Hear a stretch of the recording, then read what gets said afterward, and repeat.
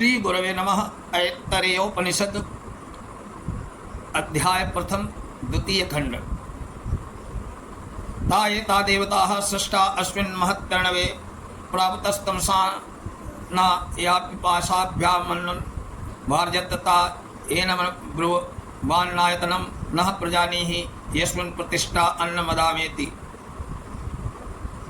परमात्मा द्वारा रचे गए वे इंद्रियों के अधिष्ठाता अग्नि आदि सब देवता संसार रूपी इस महान समुद्र में आ पड़े, अर्थात हिरण्यगर्भ पुरुष के शरीर से उत्पन्न होने के बाद उनको कोई निर्दिष्ट स्थान नहीं मिला जिससे वे उस समष्टि शरीर में ही रहें। तब परमात्मा ने उन देवताओं के समुदाय को भूख और पिपासा से संयुक्त कर दिया।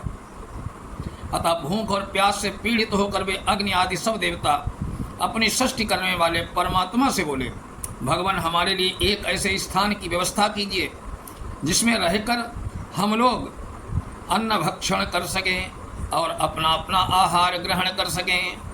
ताभ्यो गामानयना न ताभ्या गामानयता अब्रुवन्न वै नोयमलमिति ताभ्यो स्वमायनयत्या अब्रुवन्न वै नोयमलमिति। इस प्रकार प्रार्थना करने पर सृष्टिकर्ता परमेश्वर ने उन सब के रहने के लिए एक गौ का शरीर बनाकर उनको दिखाया। उस देखकर उन्होंने कहा, भगवान ये हमारे लिए पर्याप्त नहीं है, अर्थात इसके शरीर से हमारा कार्य अच्छी तरह नहीं चलने का, इससे श्रेष्ठ किसी दूसरे शरीर की रचना करिए। तब परमात्मा ने उसके लिए घोड़े का शरीर रचकर उनको दिखाया। उसे देखकर वो फिर बोले, भगवान ये भी हमारे लिए यथेष्ट नहीं है, इससे भी हमारा कार्य नहीं चल सकता, आप कोई तीसरा शरीर बनाकर हमें दीजिए। ताभ्या पुरुषा मान्यता अब्रुवन सुकृतम बतेति पुरुषो भाव सुकृतम ता अब्रवीद्यथा यतनम प्रविशेत। इस प्रकार जब उन्होंने गाय घोड़े के शरीर को अपने लिए यथेष्ट नहीं समझा, तब परमात्मा ने उनके लिए पुरुष की अर्थात मनुष्य शरीर की रचना की। वो उनको दिखाया। उसे देखते ही सब देवता बड़े प्रसन्न हुए, बोले ये हमारे लिए बहुत सुंदर निवास स्थान है,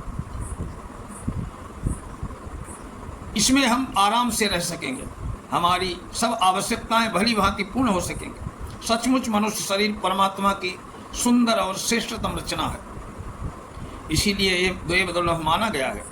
शास्त्रों में जगह जगह इसकी महिमा गाई गई है, क्योंकि इसी शरीर में जीव परमात्मा के आज्ञानुसार यथाश्रेष्ठ साधन करके उन्हें प्राप्त कर सकता है। जब सब देवताओं ने उस शरीर को पसंद किया, तब उनसे परमेश्वर ने कहा, तुम लोग अपने अपने योग्य स्थान देखकर इस शरीर में प्रवेश कर जाओ। अग्निर्वाग भूत्वा मुखम प्राविशद वायु प्राणो भूत्वा नासिके प्राविशादित्या चक्षुर्भूत्वा दक्षिणी प्राविशद दिशा श्रोत्रम भूत्वा कर्णां प्राविशन्नो सधि वनस्पतयो लोमानि भूत्वा त्वचं प्राविशद चंद्रमा मनो भूत्वा हृदयं प्राविशद मृत्युरपानो भूत्वा प्राविशदापो रेतो भूत्वा शिष्णम प्राविशद। सृष्टिकर्ता परमेश्वर की आज्ञा पाकर अग्नि देवता वाक इंद्रिय का रूप धारण किया और पुरुष के शरीर के मुख में प्रविष्ट किया और जिह्वा को अपना आश्रय स्थान बना लिया। जहां वरुण देवता भी रसना इंद्रिय बनकर मुख में प्रविष्ट हो गए, ये बात अधिक समझ लेनी चाहिए। फिर वायु देवता प्राण होकर नासिका के छिद्रों में उसी मार्ग से समस्त शरीर में प्रविष्ट हो गए। अश्विनी कुमार भी प्राण इंद्रिय का रूप धारण करके नासिका में प्रविष्ट हो गए। ये बात भी यहाँ उपलक्षण से समझी जा सकती, क्योंकि उसका पृथक वर्णन नहीं है। उसके बाद सूर्य देवता नेत्र इंद्रिय बनकर आंखों में प्रविष्ट हो गए। दिशाभिमानी देवता श्रोत्रिय इंद्रिया बनकर दोनों कानों में प्रविष्ट हो गए। चंद्रमा मन का रूप धारण करके हृदय में प्रविष्ट हो गया। मृत्यु देवता अपान और वायु इंद्रिय का रूप धारण करके नाभि में प्रविष्ट हो गए। जल के अधिष्ठात्र देवता वीर्य बनकर लिंग में प्रविष्ट हो गए। इस प्रकार सब के सब देवता इंद्रियों के रूप में अपने अपने उपयुक्त स्थानों में प्रविष्ट स्थित हो गए। तमसना पासे अब्रभूता मामाभ्याम भी प्रजानीर्हिति ते अब्रवीदेतास्त्वेव वाम देवतास्त्वाभजा मेतासु भागिन्यौ करोमीति तस्माद्यस्य कस्य च देवतायै हविर्गृह्यते भागिन्या वेवास्या मसना या पिपासे भवता।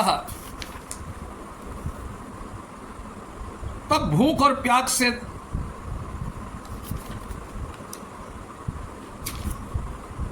दोनों परमेश्वर से कहने लगी।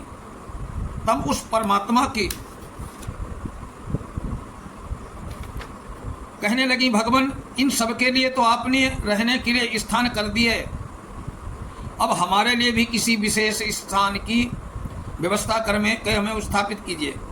उनके योग कहने पर सृष्टि के रचयिता परमेश्वर ने कहा, तुम दोनों के पृथक पृथक स्थान की आवश्यकता नहीं है, तुम दोनों को मैं इन देवताओं के स्थानों में भाग दिए देता हूँ, इन देवताओं के आहार में मैं तुम दोनों को भागीदार बना देता हूँ। सृष्टि आदि में ही परमेश्वर ने ऐसा नियम बना दिया था। इसलिए जब किसी भी देवता देने के लिए इंद्रियों द्वारा विषय भोग प्राप्त किए जाते हैं तो उस देवता के भाग में क्षुधा और पिपासा भी हिस्सेदार होती ही है, अर्थात उन इंद्रियों के अभिमानी देवता की तृप्ति के साथ क्षुधा और पिपासा को भी शांति मिलती है। इस प्रकार ऐतरेय उपनिषद का दूसरे भाग का द्वितीय खंड आज ये संपूर्ण हुआ। अगले जिसमें इंद्रियों के अधिष्ठात्री देवताओं का बहुत ही आनंदमय वर्णन है, अगले अध्याय में ऐतरेय उपनिषद का तीसरा खंड होगा। तब तक के लिए नमस्कार।